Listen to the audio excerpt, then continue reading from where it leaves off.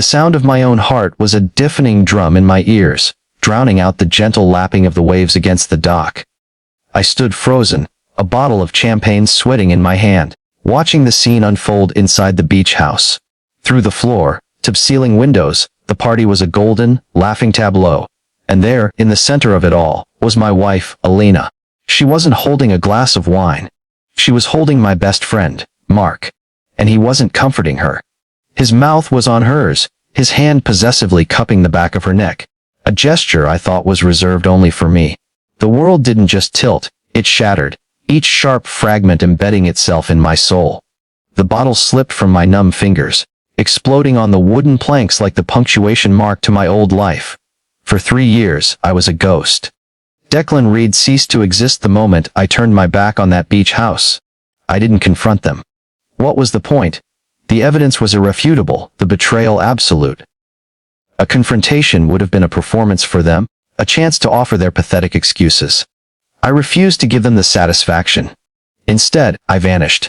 I used the one thing they'd never valued, my mind. The money from the swift, brutal sale of my share of the tech startup Mark and I had built. A sale he was all too happy to facilitate, undoubtedly to fund his new life with my wife, became my fuel. I moved to the other side of the world, to a place of stark beauty and silence. There, in the icy solitude, my pain didn't fade, it crystallized.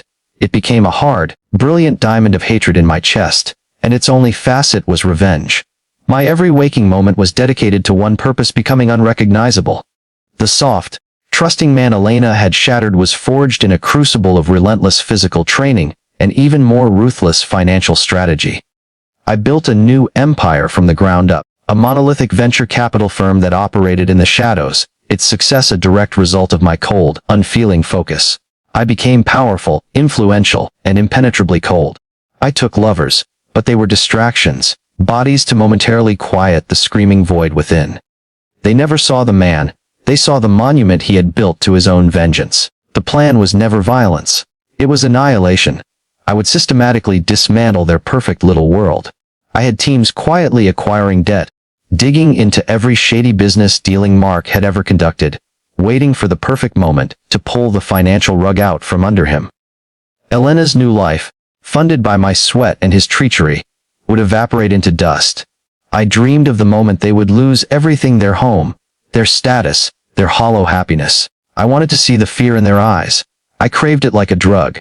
Yet, in the quiet moments, a different image would sometimes surface. It was of Elena, not on the dock, but years earlier, laughing as she tried to learn how to skip stones on a different beach. The memory was a flicker of warmth against the perpetual ice of my heart, and I hated it. I would crush it immediately, stoking the fires of my anger until the warmth was gone. Revenge was my religion, my purpose. It was the only thing that made the hollowed out shell of my existence feel solid. The stage was set. I knew their routines. I knew they vacationed every July at the same exclusive resort in Seychelles, a place we had once loved. It was the perfect theater for our reunion. I would be there. I would be a king, and on my arm would be the most beautiful, sought-after woman in the room. A famous cellist I'd been seen with, a woman whose presence on my arm was a weapon designed to inflict maximum damage. Let Elena see what she had thrown away. Let her understand the magnitude of her mistake. As I boarded my private jet, I didn't feel excitement. I felt the cold, precise satisfaction of a sniper settling into position. The ghost was coming home. The sand was powder white, the water impossible turquoise. It was a paradise I was about to poison. I sat under a cabana watching. She was there, Elena. 3 years had been kind to her. She looked relaxed, smiling as she adjusted the strap of her sundress.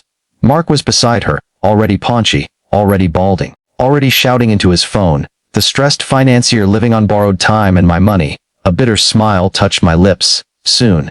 Then, the moment arrived. I stood, and with Isabella, my stunning, temporary companion on my arm, I began a slow, deliberate walk along the water's edge.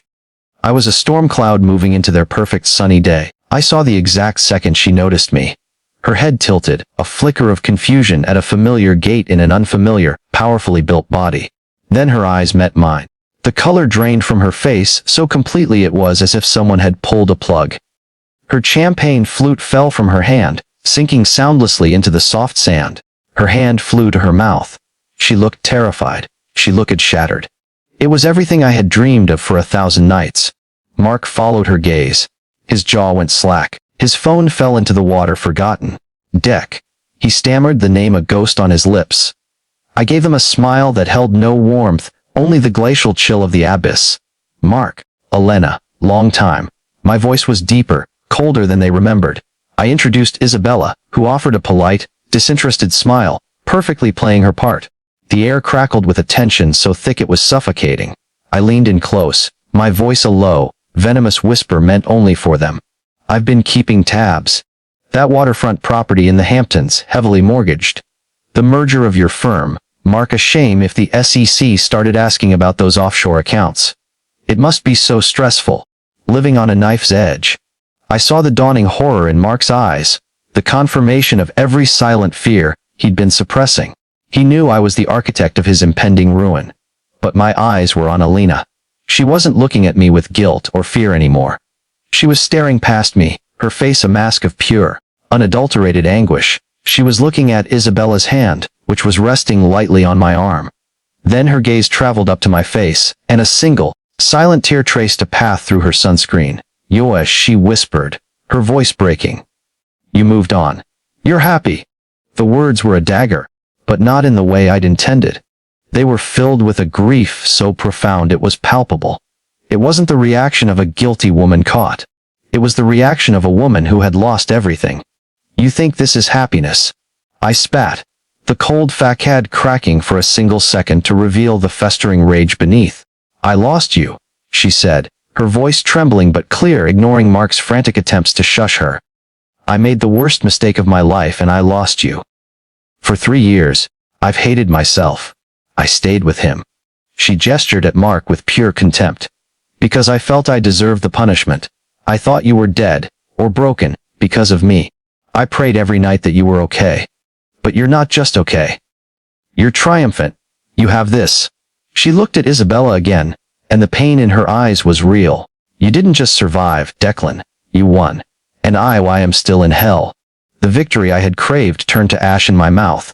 The grand revenge, the financial ruin I had planned, it was all a grotesque joke.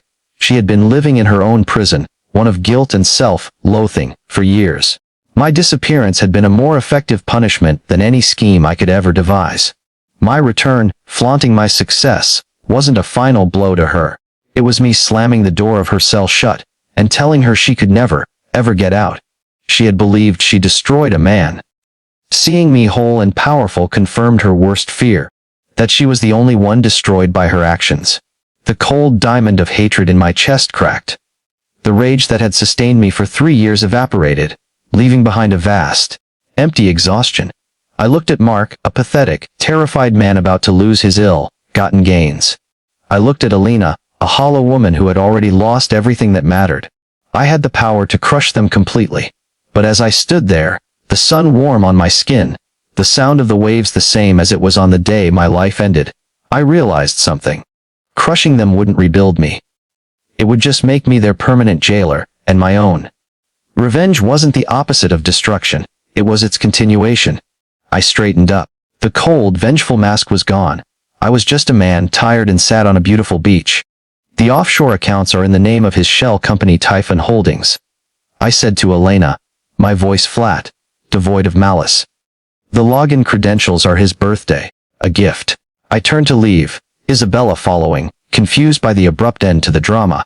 I didn't look back. I walked away from the ruins of my past, not with the triumphant roar I had envisioned, but with a quiet, final sigh. The weight was gone. I was finally, blessedly free. The cost of my revenge had been 3 years of my life, but the price of letting go was nothing. And it gave me everything. Moral of the story. The most devastating revenge is not in destroying someone else's life, but in reclaiming your own and realizing their shadow no longer has the power to darken it.